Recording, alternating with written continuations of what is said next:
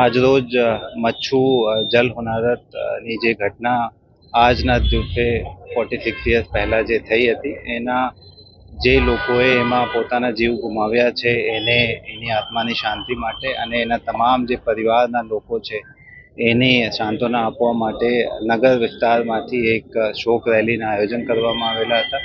અને એ સિટીના હાર્ટમાંથી સ્ટાર્ટ થઈને અને અત્યારે મણિમંદિરના કેમ્પસમાં એ રેલી પૂર્ણ કરી છે અને ભગવાન જોડે એવી પ્રાર્થના કરવામાં આવી કે એવી કોઈ હોનરાત કોઈ પણ જગ્યાએ એવા ડિઝાસ્ટર ના થાય અને જે લોકોએ એમાં મૃત્યુ પામેલા છે ઈશ્વર એની આત્માને શાંતિ આપે। 11 ઓગસ્ટ 1979ના દિવસે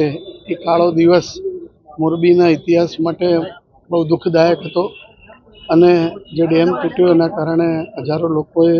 પોતાના જીવ જાન માલનું આપણે જે નુકસાન થયું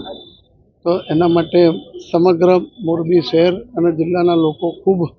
દુઃખ અનુભવે છે અને એના માટે વહીવટીતંત્રએ આજે એક મૌન રેલી જે દર વર્ષે યોજાય છે તેમાં સૌ શહેરના નાગરિકો,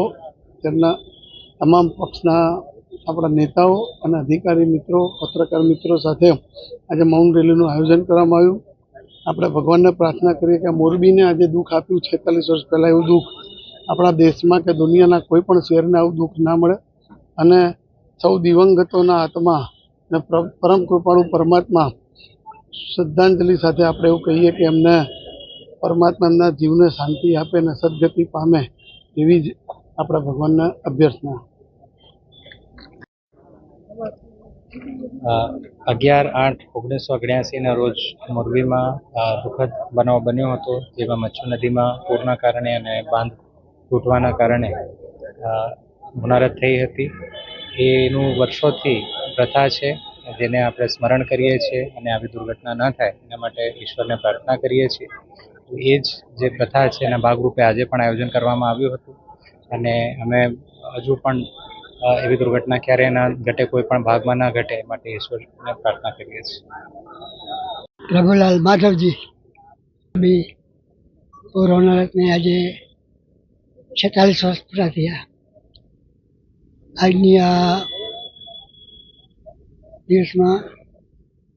ભૂતકાળ બધું યાદ આવે છે। અત્યારે મારી ઉંમર 91 વર્ષની છે, એટલે 46 વર્ષ પાસ થઈ ગયા,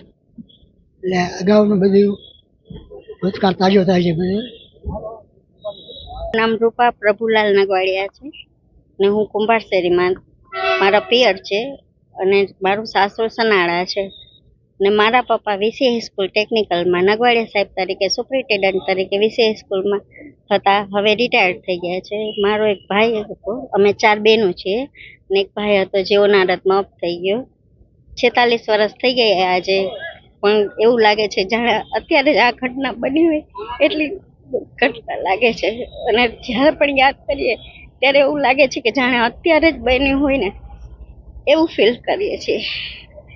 આ દિવસમાં જે કોઈ આત્મા છે એ બધાને ભગવાન એને શાંતિ આપે, એને પ્રભુ પાસે જ પ્રાર્થના છે।